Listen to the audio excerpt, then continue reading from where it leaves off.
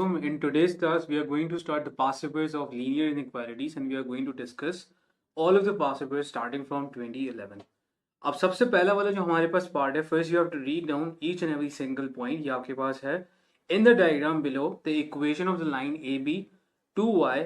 ए B की equation आपको given है 2y is equal to 9 minus 3x. So A B का आपको इक्वेशन यहाँ पे उन्होंने दे दी है. This is the line of A B और उसकी इक्वेशन भी आपको इन्होंने दे दी है. मैं जरा हाईलाइट कर दूँ की इन्फॉर्मेशन को ताकि हमारे पास ये ना काम आती रहे और ये सारी इन्फॉर्मेशन हमारे पास रिकॉर्ड में रहे. Moving forward, the first thing which they are asking is for the gradient of A B. Now हमने कोऑर्डिनेट ज्योमेट्री में ना इक्वेशन से ग्रेडियंट निकालना बहुत बार सीखा हुआ है, तो हम इसकी इक्वेशन को सेलेक्ट करेंगे. I'll write 2y is equals to 9 minus 3x. I'll rearrange it. 2y is equals to minus 3x plus 9.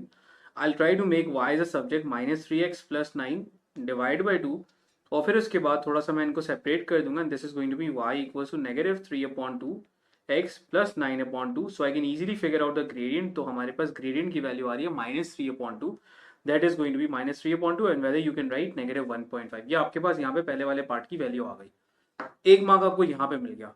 Now moving forward towards the next part, आपसे ये कह रहा है कि यार the shaded region are is defined by 5 inequalities. आपके पास 5 inequality हैं जिसकी बेसिस के ऊपर ये वाला जो आपके पास रीजन है ये आपके पास वो डिफाइन हो रहा है. ठीक है, उन्होंने ये वाला रीजन को डिफाइन करना है. ये जो मैं यहाँ पे शेड करके आपको दिखा रहा हूँ, this is the region which you guys are suppose to define it.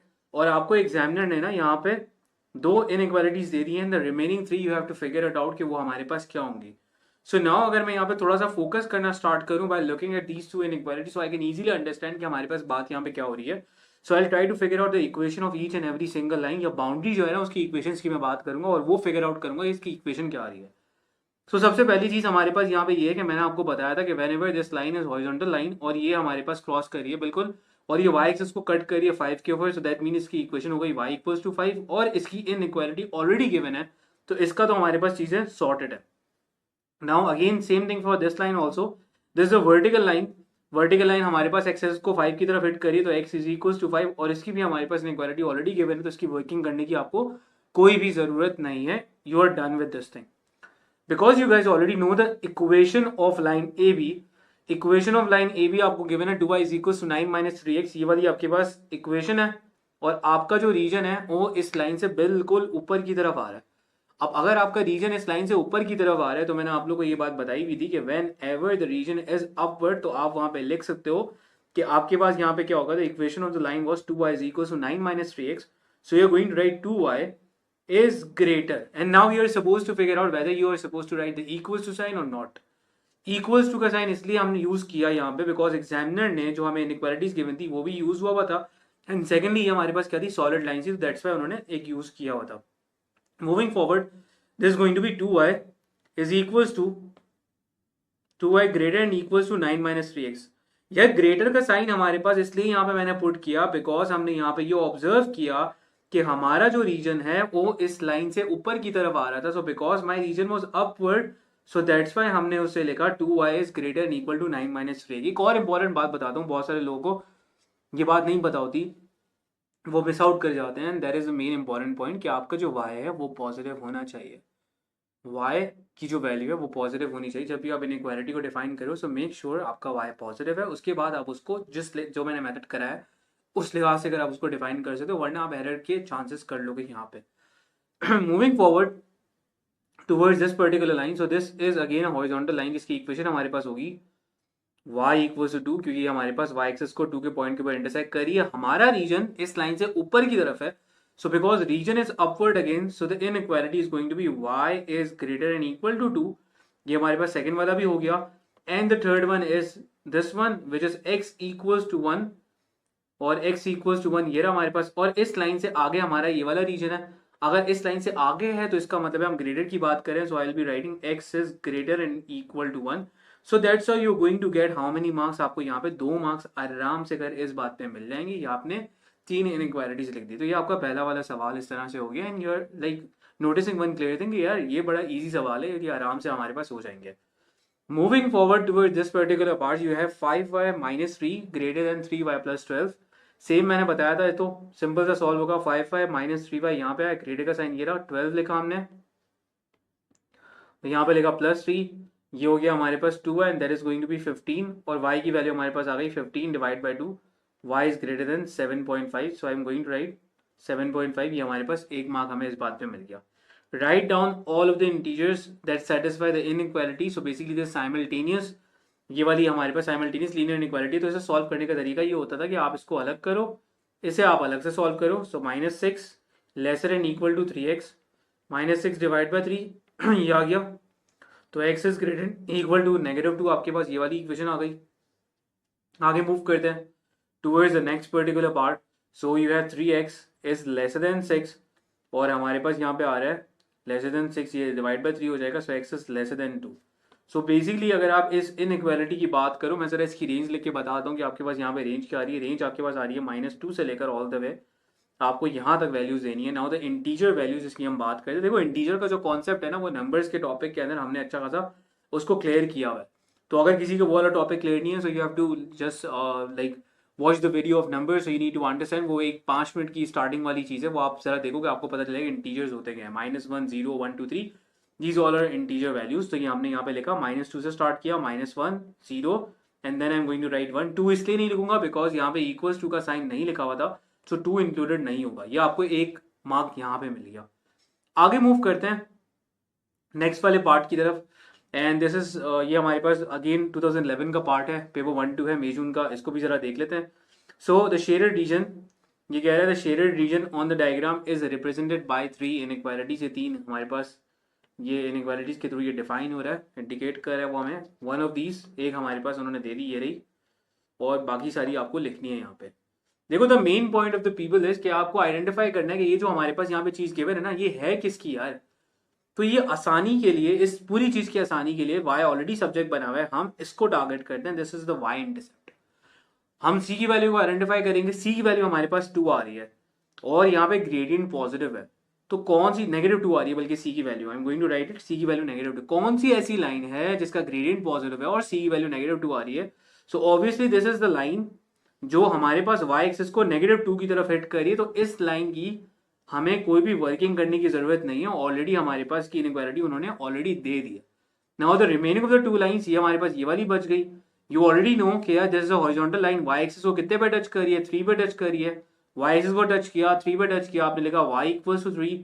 हमारा रीजन इस लाइन से नीचे की तरफ है, और यहाँ पे एग्जामिनर ने इक्वल्स टू का साइन यूज किया हुआ है। So I will be writing y is lesser and equals to 3। ये तो पहली बात हमने यहाँ पे लिख दी, ये वाला पार्ट हमारा हो गया। Moving forward towards the next part, you have write down the other. आपके पास दूसरी वाली लाइन की बात हो रही है, ये वाली लाइन की बात हो रही है। अब देखो इस वाली लाइन के लिए हमारे पास क्या है कि दो चीजें हमें चाहिए होती हैं for equation of a straight line. M चाहिए, सी चाहिए। एम के लिए हमने क्या किया कि देखो कोई भी कोऑर्डिनेट सेलेक्ट करके चल लो। तो मैं यहाँ पे इसको ब्लू से अगर हाईलाइट करके चल रहा हूँ, पहला कोऑर्डिनेट हमने ये वाला सेलेक्ट किया, 0,0 मैंने यहाँ पे लिख दिया, और दूसरा coordinate I am going to select, मैं ये वाला कोऑर्डिनेट सेलेक्ट कर लेता हूँ, विच इज -1, ये हमारे पास आ रहा है 2। सो this is x1, this is y1, this is x2 and this is y2। हमारे पास यहाँ पे ग्रेडियंट की वैल्यू आ रही है y2 minus y1 upon x2 minus x1, ये रहा। The value of y2 is 2, और हमारे पास y1 की वैल्यू है 0, ये आ गया हमारे पास -1, और ये हो गया हमारे पास -0। So that is going to be, ये हमारे पास आ गया 2 upon -1 and that will become -2। और c की वैल्यू ऑब्वियसली यहाँ पे 0 है, क्योंकि आप देख रहे हो कि ये वाली लाइन y एक्सिस को 0 वाले पॉइंट पे इंटरसेक्ट कर रही है। तो आपने इसकी इक्वेशन बना ली, और इक्वेशन इस लाइन की होगी y equals to -2x plus 0। So finally it is going to be y equals to -2x। Inequality में कन्वर्ट करना है, आपने देखा इस लाइन में हमारा रीजन जो है वो इस लाइन से ऊपर की तरफ जा रहा है। So because my region is upward, so I am going to write y is greater and equals to -2x। ये हमने यहाँ पे बात लिख देनी है, और आपको यहाँ पे सिंपल से 2 मार्क्स मिल जाएंगे इस वाली बात के ऊपर। ठीक है, तो ये आपका ये वाला सवाल भी हो गया। Again you are looking at this thing कि बहुत इजी है, इजीली हमारे पास सारे के सारे सवाल होते जा रहे हैं, कोई मसले वाली बात नहीं है। मूविंग फॉरवर्ड टुवर्ड्स अक्टूबर नवंबर 2011, इस वाले सवाल को हम थोड़ा डिटेल में देख लेते हैं कि इस वाले सवाल में हमारे पास इन्होंने क्या क्या बोला है और क्या चीज हमारे पास यहाँ पे हो रही है। तो this is basically what is happening right now. इसके आपके पास यहाँ पे ये बोला गया, द डायग्राम शोज, ये आपके पास यहाँ पे ये है, और आपको ये सारी चीजें गिवन है, x प्लस वाई, ये 12.5 ये आपको गिवन है, ये ऑलरेडी आपको गिवन, राइट, ये सारे के सारे आपको यहाँ पे गिवन है। So basically you have 3 equations, तीनों के तीनों इक्वेशंस गिवन है। कह रहा है these graph intersects to form triangle ABC, तीनों लाइंस इंटरसेक्ट होती हैं, एक ट्राइंगल फॉर्म होता है ABC. The region inside triangle ABC is defined by 3 inequalities. और उन्होंने इक्वल्स टू का साइन नहीं लिखा हुआ because they are talking about the region which is inside, जो अंदर लाई कर है। सही है, इन मतलब इन तीनों में से उन्होंने एक चीज को तो वो वाइंड अप कर दिया आप लोगों के लिए, इसका तो वो काम कर चुके हैं। Now the remaining of the two lines are left, और इससे हमें कन्वर्ट करना है इक्वेशन को इनइक्वालिटी के अंदर। अब कैसे होगा जरा उस पर फोकस करते हैं। So first I am going to target about this line. This is the vertical line. Obviously ये हमारे पास लाइन है x इक्वल्स टू 2 की, तो मैंने लिखा x इक्वल्स टू 2। हमारा रीजन इस लाइन से आगे की तरफ आ रहा है, तो आगे की तरफ आने का मतलब ये होगा कि I am going to write x is greater than 2। सही है, इक्वल्स टू का साइन नहीं, क्योंकि आपके पास उन्होंने बोला इनसाइड द रीजन।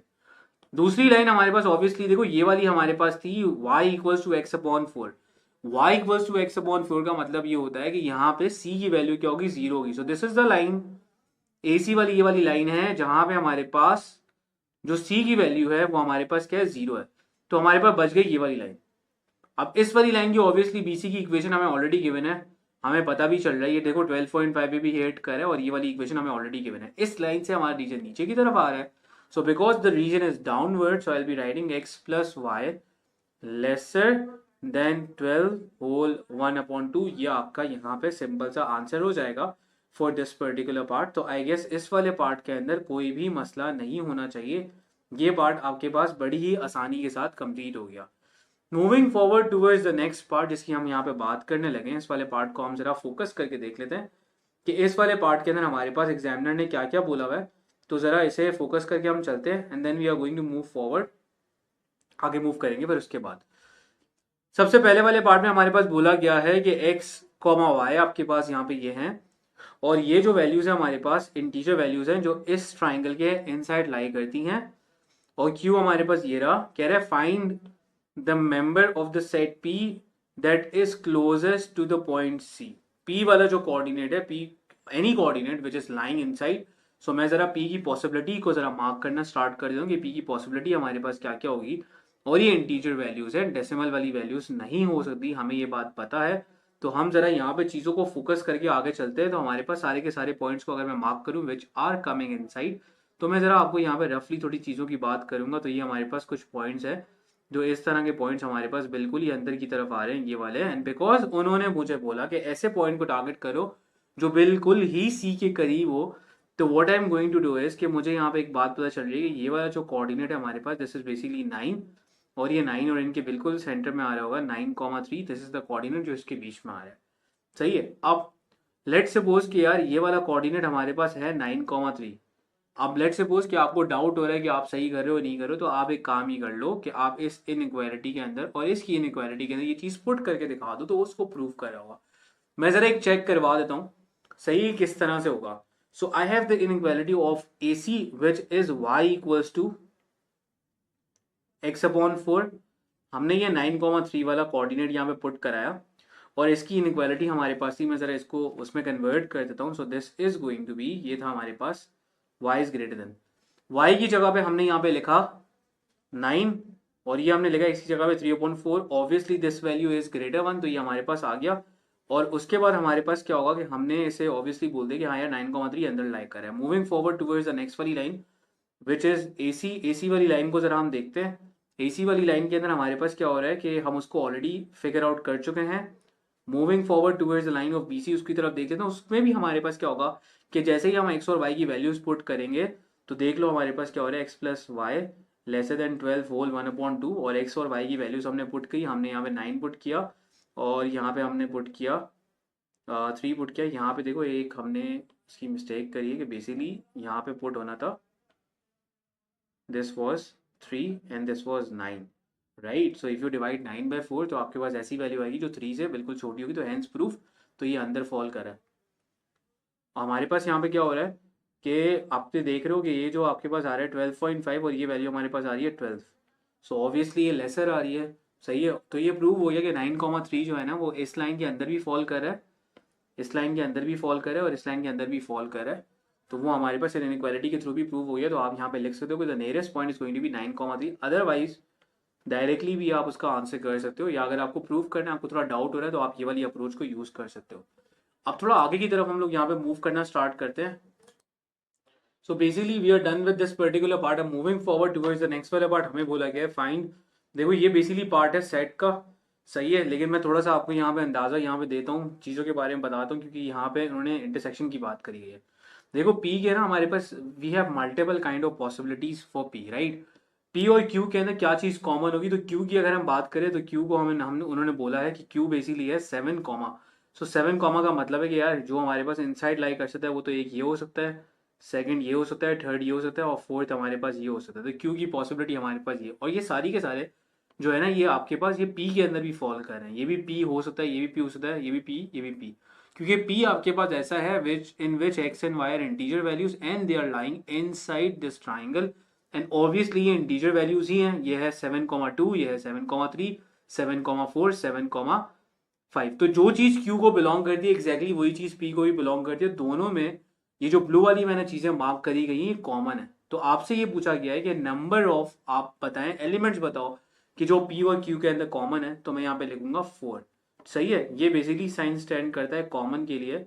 जब आप लोग सेट्स वगैरह पढ़ोगे तो वहां से आपको इसके बारे में कॉन्सेप्ट बहुत क्लियर होगा। एंड इन केस अगर आपको कोई मसला होता है तो मैं आपकी हेल्प आउट कर दूंगा इस वाले पार्ट के अंदर, बिकॉज सेट्स आप पढ़ोगे थोड़े से बाद में, इस टॉपिक के बाद सेट्स फॉल करेगा। Moving forward towards this part, this is October November 2011। इसको जरा हम देख लेते हैं। देखो इस वाले पार्ट के अंदर ये बोला गया है कि इन द डायग्राम हमें बोला गया है कि बी एक पॉइंट है विच इज 8,2 से, तो coordinates of B are already given, this is 8,2। The equation of the line A B, इस लाइन की इक्वेशन आपको गिवन है y equals to 2 and the equation of the line A C is 2x। ये आपको ए C की equation given है 2x minus Y is equals to 3। This is the equation of A C. कह रहा है A C produce intersect the Y axis at D.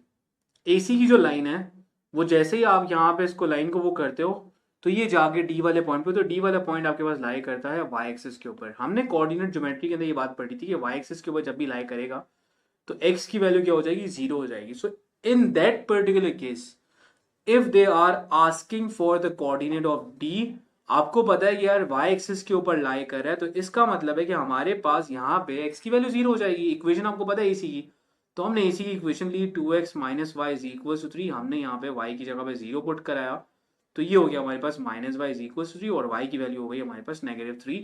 So the coordinates of D are going to be, D के coordinates हमारे पास आ गए 0, -3। हमें एक mark इस वाले पार्ट का मिल गया। आगे मूव करते हैं। कह रहे थे region inside triangle ABC is defined by 3 inequalities की तरफ से वो डिफाइन हो रहा है। एक आपको उन्होंने दे दी है वो ये रही, और बाकी आपको फिगर आउट करनी है। तो हमारे पास यहाँ पे क्या है कि यार this was the line of y equals to 2 and because I know the equation of this line which is given to me which is 2x minus y is equals to 3. Now coming towards 2x minus Y is equal to 3, इस line की बात करें तो हमारा reason आप देख रहे हो कि इससे नीचे की तरफ फॉल कर रहा है, डाउनवर्ड फॉल कर रहा है। और यहाँ पे इनसाइड की बात हुई है कि रीजन इनसाइड आपको डिफाइन करना है, तो आप यहाँ पे इनइक्वालिटी की फॉर्म में इसे लिख रहे होगे 2x, और यहाँ पे you have to make sure about one particular thing right now, because the y की जो वैल्यू है वो आपके पास यहाँ पे नेगेटिव है, तो ये यहाँ पे एरर के चांसेस बहुत ज़्यादा पॉसिबल हो सकते हैं। सो मेक श्योर y को आप थोड़ा यहाँ पे ऑल्टरनेट कर दो, कोई मसले वाली बात नहीं है। तो आप यहाँ पे लिख सकते हो 2x minus Y is equals to 3, y को उस तरफ भले शिफ्ट करा दो, तो ये हो जाएगा 2x minus 3 is equals to y, and finally you are going to, क्योंकि y पॉजिटिव हो गया अब मेरे सिनेरियो के मुताबिक, क्योंकि इस लाइन से हमारा रीजन नीचे की तरफ जा रहा है, इस लाइन से हमारा रीजन नीचे की तरफ जा रहा है, तो now you can use this scenario when your y is positive, ठीक है। वरना वो रिवर्स हो जाता है, तो उसकी मैं उसमें डेप्थ में नहीं जाऊंगा, क्योंकि वो फिर स्टूडेंट्स ना कंफ्यूज, आप लोग कंफ्यूज हो जाओगे। फिर आप लोग सिर्फ एक चीज पे स्टिक करो कि y is going to be positive and then you are going to follow the basic rule. तो ये हो जाएगा y इज, क्योंकि नीचे की तरफ हमारे पास जा रहा है, तो ये हो जाएगा y is lesser than 2x minus 3। तो मैंने यहाँ पे लिख दिया y is lesser than 2x minus 3, इसका हमारे पास काम रिजॉल्व हो गया। Now moving forward towards the next particular thing which is now going to be, वो हमारे पास अब हो जाएगा, उसको भी जरा हम देख लेते हैं कि उस सिनेरियो में हमारे पास क्या हो रहा है। देखो हमें 3 में से 2 तो हमें पता है। Moving forward towards this particular line which is of, ये वाली बीसी की लाइन की बात करते हैं, और बीसी की लाइन की खास बात ये है कि आपको बी के कोऑर्डिनेट्स पता है। So because you guys already know the coordinates of B, so I am going to figure out the gradient. एक कोऑर्डिनेट मैंने लिया ये वाला, एक मैंने लिया बी वाला, ये हो गया 0,0, ये हो गया हमारे पास 8,2, हमने ग्रेडियंट निकाला y2, ये हमारे पास x1, ये हमारे पास y1, ये हमारे पास x2, ये हमारे पास y2, ये हो गया 2 माइनस 0, ये हो गया 8 minus 0, and that is going to be 2/8, and which is going to be 1/4, and the value of c is 0, so equation is going to be y equals to 1/4x plus 0, तो ये y equals to 1/4x ही हो जाएगी। सही है। अब इस line से हमारा जो रीजन आ रहा है, हमारा जो ये वाला रीजन आ रहा है, वो रीजन ऊपर की तरफ आ रहा है। So now I am going to write y is greater than 1/4x, तो ये हमें 2 मार्क्स इस बात में मिल जाएंगे। ये हमारे 2 मार्क्स इस बात के हो गए। ठीक है। So again it was a very simple part, ये वाला पार्ट भी हमारा कंप्लीट हो गया। Moving forward toward this particular part, this is a very good part. इसकी तरफ हम जरा मूव कर लेते हैं। अब इस वाले पार्ट के अंदर ना आप लोग ये बात ऑब्जर्व करे होगे, इस वाले पार्ट के अंदर आपने यहाँ पे देखा कि यार इट इज गिवन दैट 13 ये आपको दिया हुआ है। सही है। साइमल्टेनियस लीनियर इनइक्वालिटी, इसको अलग से सॉल्व करो, इसको अलग से सॉल्व करो, ये इस तरह से ब्रेक डाउन होता था। मैंने बताया था कि यहाँ से स्टार्ट करो, दूसरा साइन स्टार्ट हो रहा है, यहाँ पे रोक दो, यहाँ से एंड से स्टार्ट करो, दूसरा साइन स्टार्ट हो रहा है, रोक दो। सो हमारे पास आ गया 13 7 माइनस 2x, ये आ गया 2x को आपने उस तरफ शिफ्ट किया, this going to be positive, ये हो गया 7 माइनस 13, और 7 माइनस 13 हमारे पास ये हो गया -6 आ गया। और इन दैट पर्टिकुलर केस x की वैल्यू जो हमारे पास आई, हमने यहाँ पे देखा कि यार x की वैल्यू हमारे पास क्या आ रही है, तो x की वैल्यू हमारे पास आ गई है ये -6, ये डिवाइड बाई 2 हमारे पास हो गया, और this is going to be -3, ये हमारे पास आ गया -3, ये वाली वैल्यू हमारे पास आ गई। सही है। Moving forward toward this particular part, हमारे पास दूसरी जो चीज थी वो थी 7 minus 2x lesser than 18, 7 minus 18, हमने अगेन 2x को वहां की तरफ शिफ्ट किया, 7 माइनस 18 हमारे पास हुआ -11 आया, 2x ये हमने डिवाइड कराया 11 डिवाइड बाई 2, और ये हो जाएगा हमारे पास x, तो x इज ग्रेटर देन -5.5, ये हो गया। राइट। अब अगर मैं यहाँ पे रेंज लिखने के लिए जा रहा हूँ, तो रेंज के अंदर जो यहाँ पे वैल्यू आएगी वो आपके पास क्या आएगी, छोटी वैल्यू आएगी। सो नेगेटिव साइन के अंदर ये वाली आपके पास ऑब्वियसली ये वाली छोटी वाली वैल्यू है। सो a की वैल्यू हो गई -5.5 और b की वैल्यू हो गई -3। सही है, क्योंकि ये आपके पास छोटी वाली वैल्यू होती है, ये बड़ी वाली वैल्यू होती है। तो यहाँ पे मैंने -5.5 लिखा, यहाँ पे मैंने -3 लिखा। आगे मूव करते हैं towards this part. So now in this particular part यहाँ पे बोला गया है सॉल्व द इनइक्वालिटी, ये आपके पास ये है, और 2 ब्रैकेट की हमारे पास लिखा हुआ है, हमने मल्टीप्लाई करा है, this going to be 8 minus 2x, ये हो गया x माइनस 10, इसको जरा -2x हमने रखा, -x ये रहा 10, और ये 8 को हमने उस तरफ शिफ्ट कराया, this going to be -18 -3x। Negative sign से जब आप मल्टीप्लाई कराते हो तो ये क्रोकोडाइल का जो माउथ है ना वो चेंज हो जाता है, और ये आपके पास बिल्कुल अलग इधर आ जाएगा, ऑपोजिट डायरेक्शन मूव करेगा, और अब आपके पास x की वैल्यू हो जाएगी x इज ग्रेटर देन 6। तो आपने यहाँ पे लिखना है कि x इज ग्रेटर देन 6, ये आपको 1 मार्क इस वाले पार्ट का भी मिल गया। तो ये वाला पार्ट भी बड़ा इजी था, ये आसानी से आप लोगों ने ये वाला पार्ट भी कर लिया। अब जरा हम आगे आगे मूव करते हैं। कह रहे हैं find the smallest integer n such that 3n is greater then -17। सो अगर मैं इसमें आगे बढ़ूँ, सो ये हमारे पास आ गया -17, 3 मल्टीप्लाई वाला था, इधर जाके क्या होगा, डिवाइड होगा। पहले तो ये वाली चीज आ गई। अब अगर हमारे पास यहाँ पे ये डिवाइड हो रहा है, तो अगर ये डिवाइड का प्रोसीजर हो रहा है तो अब इसको डिवाइड में होगा क्या, तो हमने जरा इसको डिवाइड कराते हैं। 17 लिखा, 3 यहाँ पे लिखा था, nearest number which is coming in the table of 3 is 15, और 15 आता है 3 5 टाइम्स, ये आपने पास आया, आपने यहाँ पे 20 लिख दिया। सही है, ये हो गया हमारे पास, और आपने यहाँ पे डेसिमल लगाया, ये हो गया आपके पास 0, so the nearest number is 6, तो ये हमारे पास वापस से 18 आया, वापस से 2 क्रिएट होता रहेगा। सो this is basically n is greater then -5.6, और ये चलता चला जा रहा है हमारे पास, ये 6 ऑल द वे आता जा रहा है। सही है। अब n इज ग्रेटर देन -5.66, ये वाला नंबर हमारे पास आ रहा है। राइट। अब इस वाले के अंदर हमें चाहिए स्मॉलेस्ट इंटीजर वैल्यू। मैं जरा इसको नंबर लाइन के थ्रू अगर रिप्रेजेंट करूं, तो नंबर लाइन के थ्रू हमारे पास कैसे रिप्रेजेंट होगा कि we have -6, we have -5, we have -4, और ये हमारे पास ग्रेटर की बात कर रहा है, तो हमारे पास 5.66 समथिंग इधर कहीं आ रहा होगा। मैं हॉलो बना रहा हूँ और मैं एरो को इस डायरेक्शन में शो कर रहा हूँ आगे की तरफ, because they are talking about the greater one. Now if you are talking about the integer value which is the smallest one, तो इस लाइन से आगे इंटीजर वैल्यू जो लाई करी वो -5 है, -4 है, -3 है, लेकिन सबसे छोटी जो इंटीजर वैल्यू हमारे पास करंटली आ रही है वो इंटीजर वैल्यू आ रही है -5। तो आपका नंबर्स का कॉन्सेप्ट भी यहाँ पे अच्छा खासा टेस्ट कर रहे होंगे वो, तो आप इसमें कंफ्यूज नहीं होना, ये इजी वे के अंदर प्रॉपर तरीके से इंशाल्लाह इस तरह से हो जाएगा।